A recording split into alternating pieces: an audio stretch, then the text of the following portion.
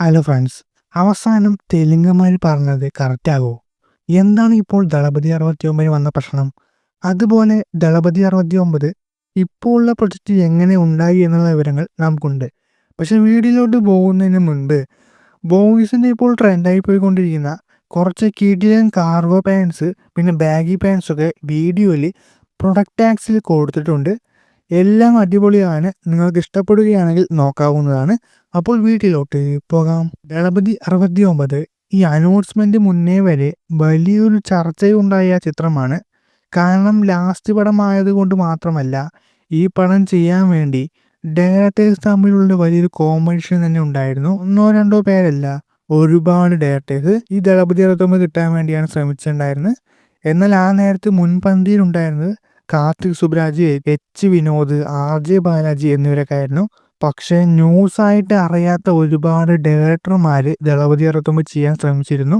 മാരി സെൽവരാജ് വരെ ഉണ്ടായിരുന്നു എന്നാണ് പറയുന്നത്. ഫ്രണ്ട് പൊസിഷനിൽ വന്നത് മറ്റേ 3 പേരാണ്. അതിൽ കാർത്തിക് സുബ്രാജ് പറഞ്ഞ സ്റ്റോറി ഒരു ലവ് ആക്ഷൻ ഡ്രാമയായിരുന്നു. അതുകൊണ്ട് തന്നെ ലാസ്റ്റ് പടം ലവ് മൂവിയൊക്കെ ചെയ്യുന്നത് നല്ലതായി തോന്നാത്തത് കൊണ്ടാണ് വിജയ് കാർത്തിക് സുബ്രാജിനെ ദളപതി 69 വേണ്ടാന്ന് വെച്ചത്. അതുപോലെ ആർ ജെ ബാലാജി പറഞ്ഞ പ്രൊഡക്റ്റും കഥ അത്ര ഇഷ്ടപ്പെട്ടില്ല എന്നാണ് പറയുന്നത്.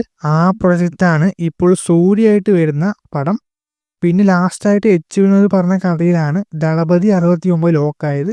പക്ഷെ എച്ച് വിനോദ് ഒരു സ്റ്റോറി എന്നല്ല പറയുന്നത്, 2-3 മേലെ വന്ന സ്റ്റോറിയൊക്കെ പറഞ്ഞാണ് ഓക്കെ അടിച്ചത്. ഒരു കടും മത്സരമായിരുന്നു ദളപതി 69 വേണ്ടി ഉണ്ടായിരുന്നത്. എന്നാൽ ഇതിൽ നെട്ടിച്ചെന്താ വെച്ച് കഴിഞ്ഞാൽ ദളപതി 69 വേണ്ടിയിട്ട് വിജയ് കേട്ടത് ഏകദേശം 20 കഥകൾക്ക് മേലെയാണ്.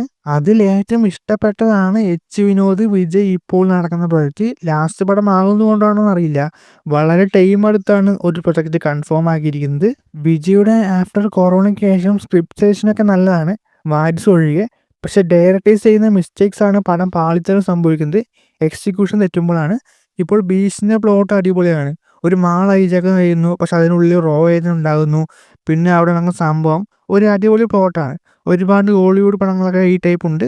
പക്ഷേ നെൽസൺ എക്സിക്യൂഷനാണ് മൂഞ്ചി പോയത്.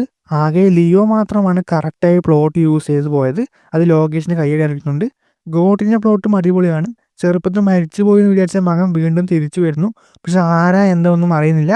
വന്നതിന് ശേഷം ഒരുപാട് പ്രശ്നങ്ങൾ നടക്കുന്നു. ലാസ്റ്റ് അവിടെ ഉണ്ടായിരുന്ന ഒരു മനുഷ്യരാണെന്ന് കാണിക്കുന്നു. ഒരു ഹൊറർ ത്രില്ലർ ടൈപ്പ് എടുക്കാൻ പറ്റിയ പ്ലോട്ടിനെയാണ് വെങ്കട്ടപ്രഭു വേറെ രീതിയിലെടുത്തിട്ട് നശിപ്പിച്ചത്. അപ്പോൾ പറഞ്ഞു വരുന്നത്, വിജയുടെ സ്ക്രിപ്റ്റ് സെലക്ഷനൊക്കെ ഓക്കെ കൊള്ളാവുന്നതാകും, പടമായിട്ട് വരുമ്പോഴാണ് പ്രശ്നം വരുന്നത്. പക്ഷേ ഈ വട്ടം എന്താകുമെന്ന് അറിയില്ല. എന്നാൽ ഇപ്പോൾ ഒരു ന്യൂസ് വീണ്ടും വന്നിട്ടുണ്ട്. പണ്ട് തെലുങ്കന്മാർ പറഞ്ഞ ന്യൂസ് ഉണ്ടല്ലോ, ദളപതി 69 ശ്രീലീല ബാലയ്ക്കുള്ള മൂവിയായ ഭഗവന്ത് കേസരിൻ്റെ റീമേക്കാണെന്ന് പറഞ്ഞ്. എന്നാൽ അത് എല്ലാവരും ഫേക്കാണെന്ന് പറഞ്ഞാൽ എല്ലാവരും ഫേക്കാണെന്ന് പറഞ്ഞു. എന്നാൽ ഇന്നലെ വന്ന ന്യൂസ് പ്രകാരം 90% ഈ ഭഗവന്ത് കേസരി റീമേക്ക് അല്ല, പക്ഷെ 10% വന്നത് ആ പടത്തിനൊരു പ്ലോട്ട് ഇൻസ്പയർഡ് ഉണ്ട് എന്നാണ് അത്രേ. അതായത് ഈ ചേട്ടൻ അനിയത്തി ടൈപ്പ് ശ്രീലീല ക്യാരക്ടറിന് മമിത ചെയ്യുന്നു, വിജയ് മമിതയും അവരുടെ ക്യാരക്ടർ ഭഗവന്ത് കേസരി പോലെ ആകുമെന്നാണ് പറയുന്നത്, ലേറ്റസ്റ്റ് റൂമേഴ്സ് ഒക്കെ പറയുന്നത്.